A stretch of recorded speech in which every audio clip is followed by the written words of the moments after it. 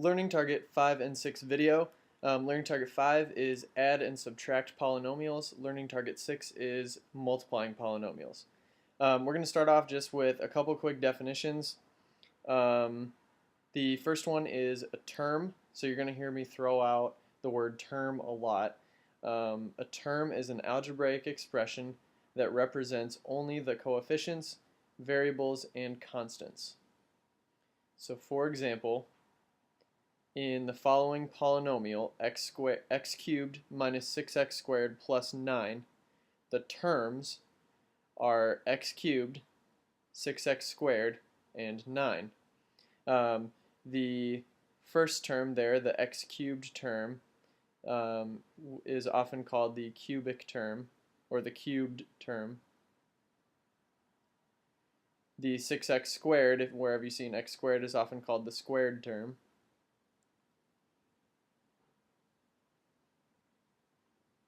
And then the 9, we know just from talking about it previously in different equations and things that this is the constant term.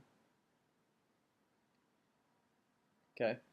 A polynomial is basically just a big old fancy math word for the sum of terms that have positive integer exponents.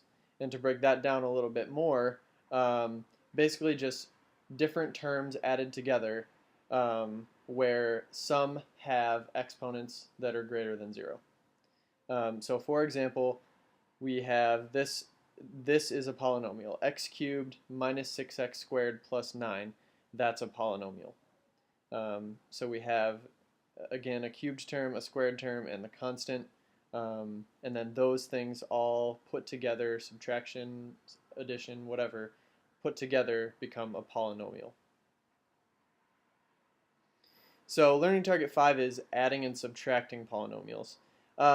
And it's really not as complicated as it might seem, because it's basically the same thing as combining like terms.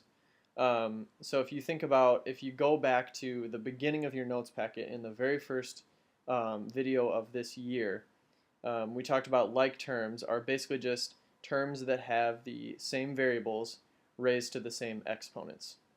So if you think about it in terms of that, we're looking for here, what are the same variables raised to the same exponents? So we've got an x squared term here, a squared term, and there's 5 of them. Later we're going to add 8 more. So in this example, 5x squared plus 8x squared is just 13x squared. Again, just thinking it in terms of like terms, there's our x term. There's a negative 3x. Later we're going to add a 10x. So again, just like combining like terms, a negative 3x plus a 10x is a negative 7x. And then the last one is the constant. There's a plus 7 and a minus 25, which gives you minus 18 for the constant term.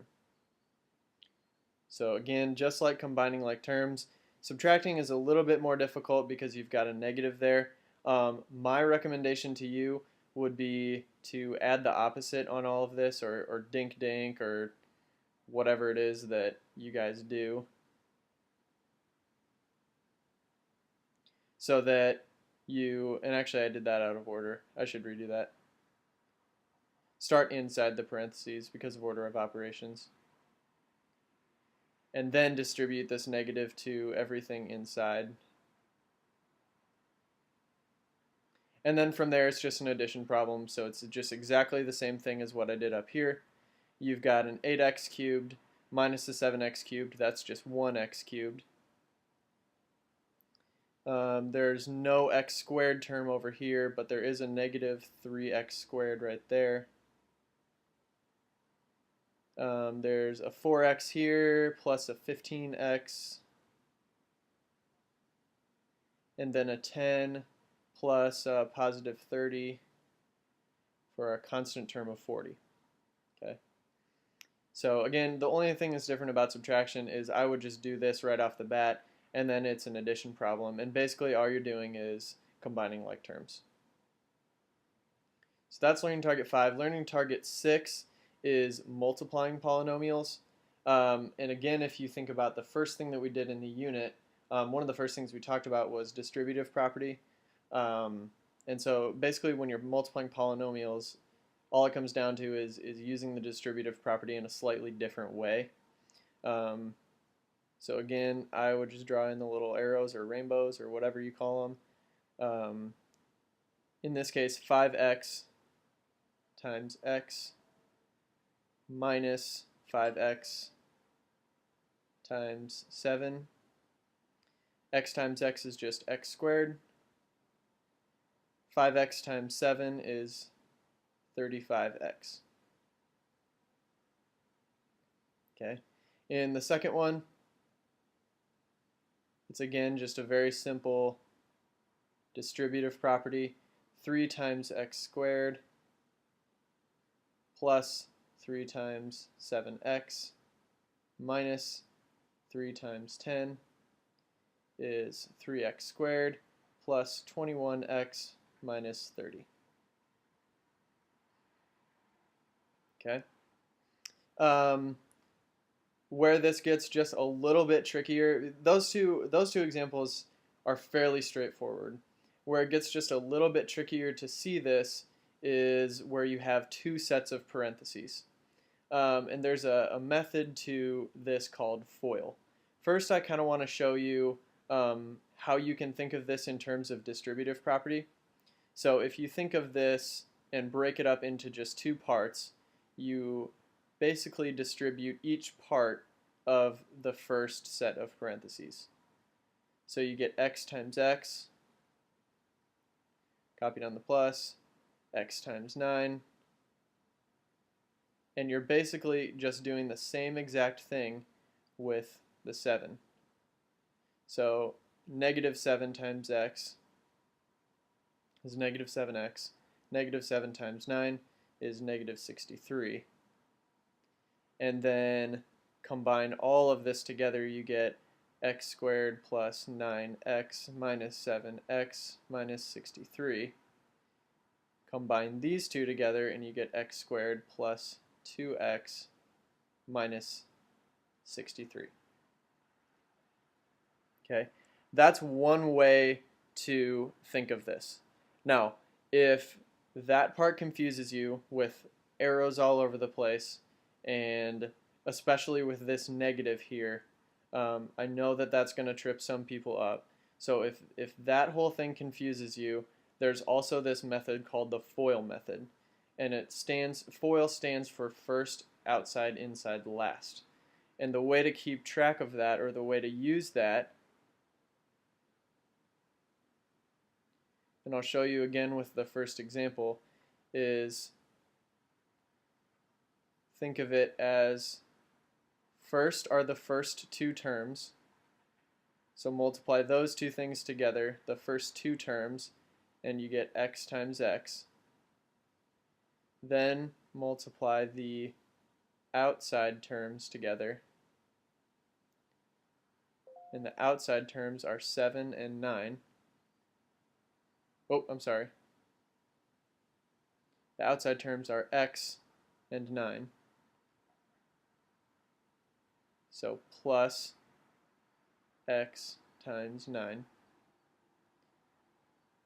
The inside terms come next, and the inside terms are 7, negative 7, and x plus negative 7x. And then the last terms are the last two inside the parentheses, which are 7 and 9. So plus negative 7 times 9. And then that gives you the same thing as before. X squared plus 9x plus negative 7x plus 63, which is x squared plus 2x plus 63. So if you want to draw in the arrows with distributive property, fine with me. If you want to use FOIL, first, outside, inside, last, then that's also fine with me. Whichever way is easier for you to remember it. Just be careful, and probably my biggest warning to you is the most common errors are going to come from this negative. So maybe on the second one, what we'll do is we'll change this to add the opposite to kind of keep track of that negative a little bit better. So I'm going to do the first two terms, and the first terms are x and x, so x times x, plus the outside terms, which are x times 1, plus the inside terms, which are negative 10 times x, plus the last terms, which are negative 10 times 1, negative 10. So then simplifying, x squared plus x minus 10x minus 10. And that gives you your answer there. Okay. We will do some examples of this in class.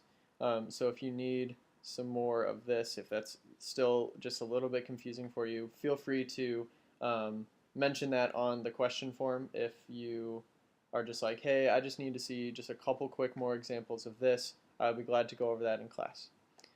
So tell me what you need on the question form, even if it's not a specific question, if it's just, hey, can I see one more of these? I'd be glad to do that. Okay. So you're before class, and there's actually a typo on this. It should say, how do you use FOIL to expand, not solve. So if you want to replace that real quick. We can't solve it because there's no equal sign. So plus we don't know how to necessarily solve it anyways. So change that to expand real quick. And then how do you use FOIL to expand this? Go ahead and try that now. If you want to just stop the video and do it right now, go for it. Otherwise, here's just a little hint for you. If you think of this, the whole thing in parentheses is squared. So really, if you think about what does squared mean, it means taking the thing times itself. And in this case, the thing is x squared plus 4. So what you're really doing is taking x plus 4 times itself, x plus 4. So that's really what this whole squared thing means. And from here, use FOIL to expand that.